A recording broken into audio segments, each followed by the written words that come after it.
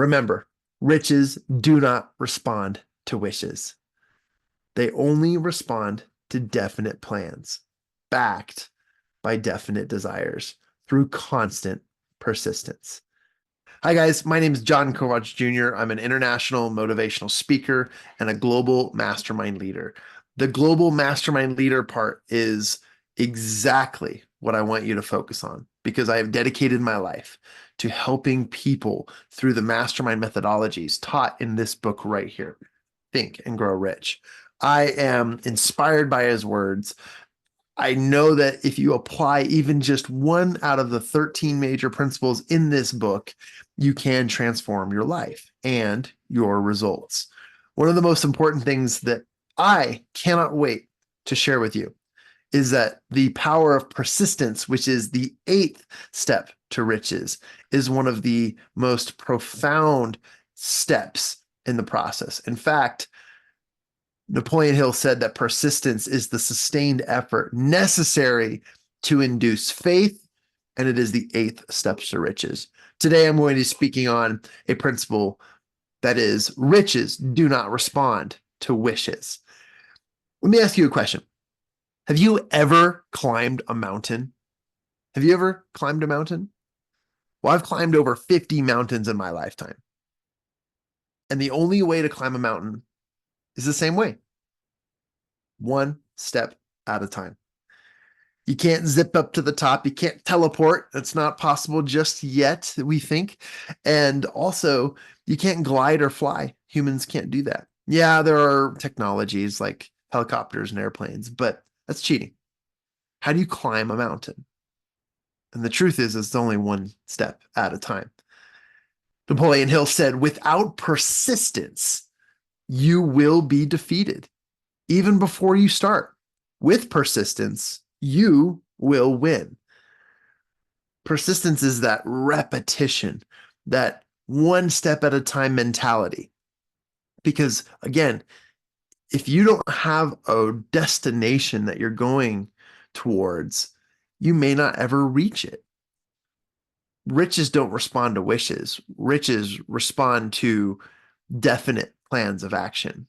And I'll be talking about creating your desire statement here shortly, which if anyone knows me and if you've heard our trainings before, I talk about that a lot because writing down your goals and your desire statement is one of the most powerful yet simple ways to accelerate your results in life. In the words of Napoleon Hill, he shared that if you have ever experienced a nightmare, you will realize that the value of persistence. When you're just sitting there lying in bed, half awake, with a feeling that you're about to, be smothered or whatever, the whole nightmare thing, depending on what your nightmare is. But in that moment, you are unable to turn over or move a muscle. You realize that you must begin to regain control over your muscles through persistent effort over willpower. You will finally manage to move the fingers of one hand, and then you continue to increase your movement by continuing to move your fingers. You extend your control to the muscles of one arm until you can lift it. Then you again control of the other arm, you gain control of the other arm in the same manner. As you start to regain your control, you will finally see that you are able to get out of it. You can move your legs, and then with one supreme effort of willpower, you regain complete control over your muscular system. You snap out of the nightmare. The trick has been turned the trick has been turned step by step into an opportunity or a process for you to snap out of any nightmare, any dream. And everyone's a little bit different, but the general idea of it is that you can regain control, even when it's just a dream. But we go through that experience and we realize how easy or how hard it is to gain that control back when you are out of line, out of sync, or out of alignment with what happiness, desire, and goal and journey you're on. You might find it necessary to snap out of your own mental inertia through a simple procedure by moving slowly at first and then increasing your speed until you gain complete control over your will. You've got to be persistent, though, no matter how slowly you may be or feel at the beginning. Okay. With persistence will come success. But again, riches do not respond to wishes, they respond to definite plans of action. I used to run a race called the Grand Teton Relay. This is a 200-mile relay race split amongst teammates, and each of you take shifts or a leg, and you run an amount of time, and then you pass the baton off to your teammate. And then while they're off running their distance, you rest, you lick your wounds, you get ready for your next race. And you split it up. You run around 2 or 3 different legs throughout the race. Well, this one year in particular, I noticed that part of my team started getting cranky, started getting negative. And also, we were licking some wounds ourselves. They were injured. Someone wasn't able to run when they said they would run. And it was just getting to the point where they were going to say, hey, we may not be able to finish the race, but what we can do is the race qualifiers will let us respawn at a new leg of the race so that we could continue the race, but we would have to wait a certain time period. Basically, we would be penalized, X amount of time, and we'd have to just sit there and wait. And I said, no, we're not going to sit there and wait. We're going to run every single leg of the race. If I have to run it, I will. Well, here I was, and you guys should know something about me. The most I had ever run in my entire life. I was a middle distance runner growing up in high school and in track and field through college. I ran the 400-meter dash, the 800-meter dash, and on occasion I'd run the mile. But that doesn't mean I trained for the mile or the 2 mile. So the most I had ever really run in my life was maybe 5 or 6 miles. That's it. I had never run more than that. But this Grand Teton Relay had legs, different shifts that you could run. One was 3 miles, one was 1.5 miles, all uphill. The other was 10 miles downhill, whatever. So I'm finishing up one of my legs, and it was 6 miles, an equivalent to the most I have ever run in my life in one go. And I get to the finish line, and no one's there. No one from my team is there to take the baton from me. So I thought about it for 2 seconds. And I said, okay, I guess I'm running the next one. And the person at the transition point looked at me and said, what are you doing? And I said, my team's not here. So I'm just going to keep running. And she goes, are you crazy? And I never been asked that question and have a really great response. Someone asks you, are you crazy? What do you say to that? You could say, yeah, I am. So that's exactly what I did.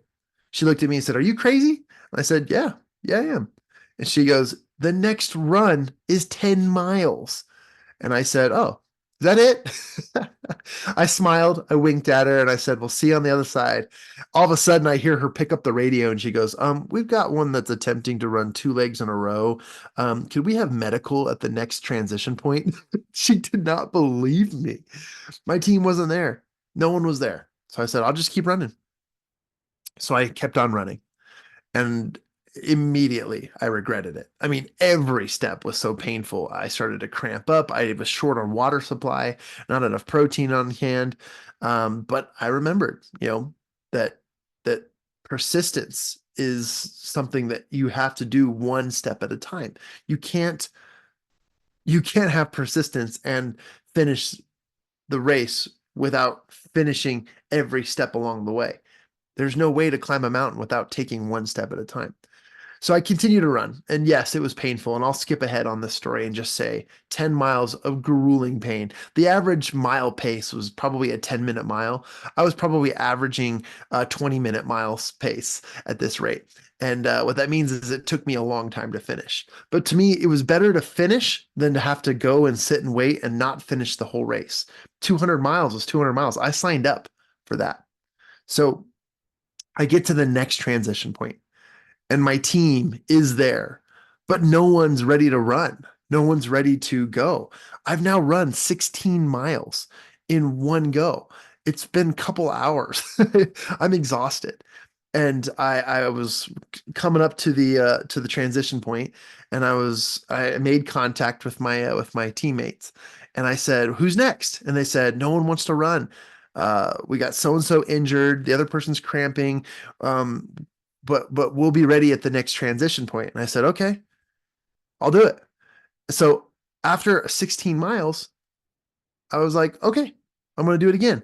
And here's that lady again. She just pulls up in her car and she's got her radio and she goes, medical, he's still standing. We're good. And I looked at her and I said, guess I'm running again. And she goes, are you crazy? And I looked at her, I winked and I said, yes. And I just kept on running. We were crazy. Again, I had never run more than that in my entire life, but yet I was going to continue to run because to me, persistence is every step along the way. Even if I had to walk it, even if I had to crawl it, even if I was hitchhiking the entire time, I was not hitchhiking the other time, but I still had to achieve that goal. Speeding things up. I ran for my team, even when it seemed useless and unnecessary. But even when people thought I was crazy, I still went. I remembered a quote the entire time I was running, and it was said by a rugby player a long time ago. So forgive me for not having the quote on hand. But the quote was, "Pain is temporary, but victory is forever." Pain is temporary, but victory is forever. You can take pain and replace it with any word of discomfort. Okay, stress is temporary. Anxiety is temporary. Anything that's uncomfortable is temporary, but victory, winning, is something you can always have. You can never get rid of that. No one can take that from you. So I kept running, that crazy man, all the way down to the next transition point. And my team was there waiting for me with water, a massage gun, everything I needed to just collapse on the pavement and pass the baton off to my team. Well, that instance led us to actually placing in the top 10 as a team, finishing the 200-mile race. And I was very proud of that. There was no way I was going to take penalties. And there was no way we weren't going to finish the right way. Finally, I wanted to share that, this that when it comes to persistence and achieving any goal, the starting point of all achievements is desire. So let me ask you these questions, and I hope you write these down. And the answers to these questions are very important because every single day I write down my desire and I carry with me a piece of paper that expresses exactly what I'm doing. It gives me my vision, my direction, and my daily declarations. But let me ask you this. What is your desire statement? What is the exact amount of money that you desire? What do you intend to give to achieve this goal? By when will you have it? And what is your plan to attain it? I'll leave you with this. Remember, riches do not respond to wishes. They only respond to definite plans, backed by definite desires through constant persistence. Take advantage of the time you have now. Write down your goals. Write down the exact amount of money you desire or the exact accomplishment you want to achieve. Tell us or share to yourself or write down what it is that you intend to give to achieve that goal. And then by when will you achieve it? And then what is your detailed, organized plan to obtain that? And then you will realize that riches don't respond to wishes, but that you will have summoned the powers of nature and attraction to achieving that goal one step at a time.